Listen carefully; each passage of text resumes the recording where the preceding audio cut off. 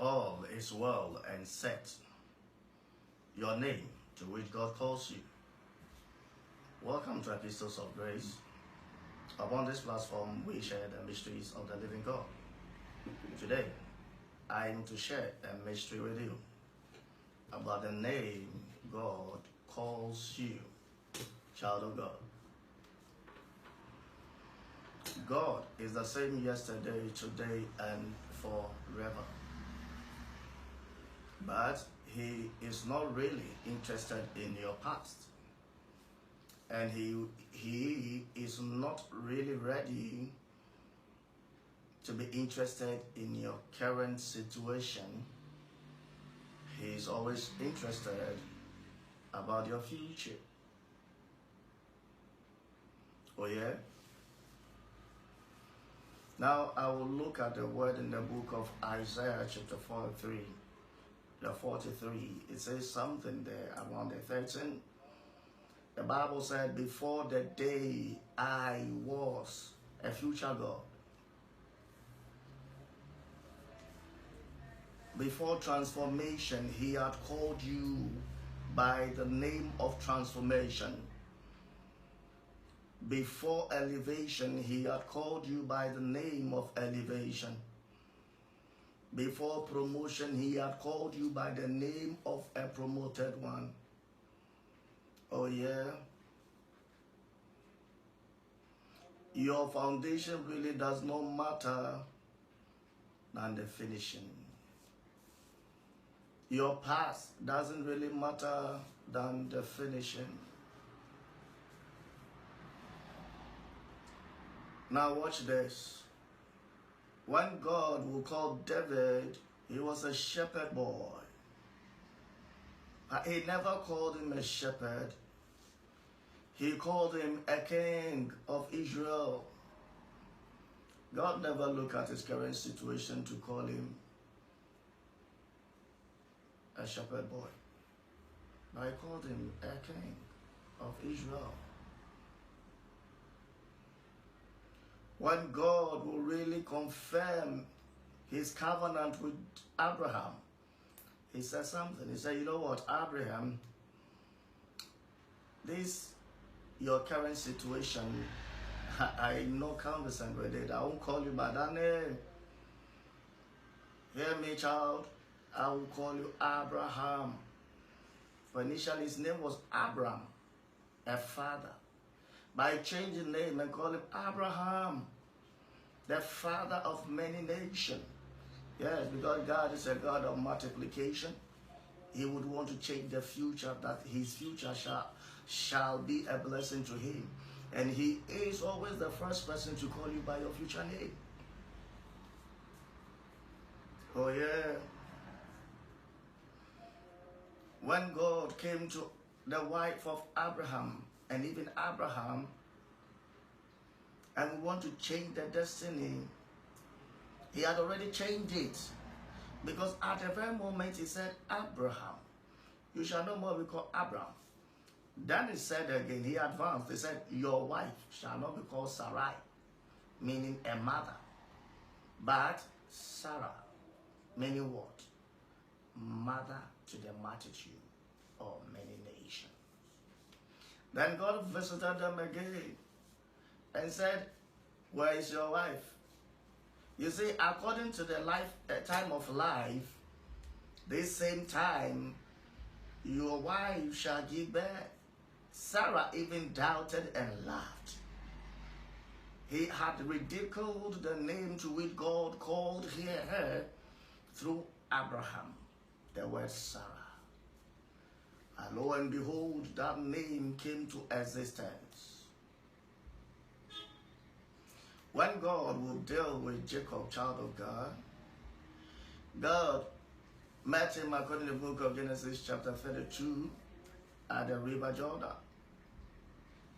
That night after wrestling, God asked Jacob, what is your name? Do you think God does not know Jacob's name? He knows Jacob's name so well. But yet He asked him, what is your name? Because God was not ready to use that name upon Jacob. And he said, my name is Jacob. He said, no, you shall no more be called Jacob, but Israel, meaning one who shares power with God. Jacob was still using Jacob. I think in the book of Genesis chapter 35 or 36, God came visiting Jacob again and said, you see, you know what? You are still using this name.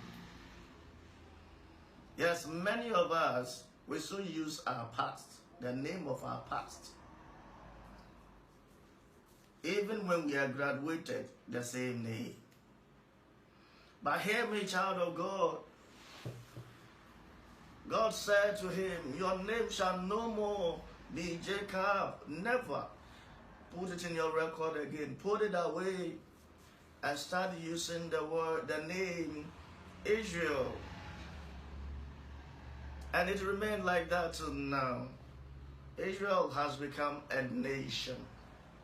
Hallelujah. I said God is not interested in your past. I was once telling my daughter that, you know what? I don't like digging into the past. Even though sometimes references must be picked from the past. And the past is not what I look at. I look at the future. My current situation is not what I look at. I look at the future. Oh yeah. When God will make his disciples to become a prominent disciples of them, the Bible said, according to the book of Matthew chapter 10, and he changed their name. He began to give them names. Peter, Andrew, Simon, and they began mentioning their names. A future name, not the current name, not a past name. No, it is man who can go into your history and call you by a historian name, but God looks at your future name and calls you by your future name. Oh yeah, child of God. Finally, when Apostle Paul met God, he said, my name shall no more be called Saul. Yes. Initially it was called Saul, the persecutor. Saul, the slayer. Saul, the destroyer. Saul, the murderer or the killer. But then, when he met Jesus, the name changed to Paul, the apostle. We have seen the Kaya woman becoming a nurse. We have seen the truck pusher becoming a bank accountant. We have seen the drunkard becoming a man of God. We have seen many, even you. When God will meet you, he will never call you by your past. Reverend Azigizar Jr.,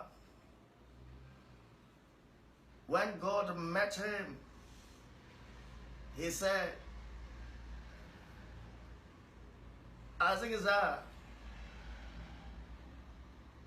you are my servant. Now he called him by his servant, his future name as a servant of him. Go do my work. When he met Lord Kenya, he called him by the future name, man of God.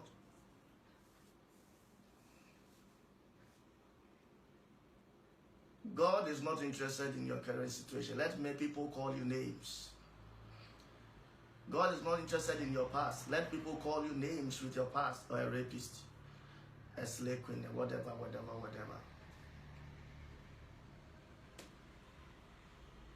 He is not interested. He's interested in your past, in your future. And David said the statement, said, who am I, O God, that you desire so much? I of a low pedigree, you have esteemed so high. I of no clan, you have esteemed me.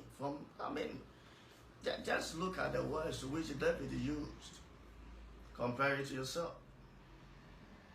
the one from the Zongo, the one from the slum. God had called him to become a leader, had called him to become an accountant, had called him to become a billionaire. He didn't call him by the name slum boy, no. He never called him by the name beggar, no. But he called him a banker, he called him a billionaire. He has called you by your future name. And that is final. No other name is important than the name that God calls you. So today I want to ask you, what name does God calls you? That name is your future. That name is what will make you great forever and ever. Child of God, stay blessed.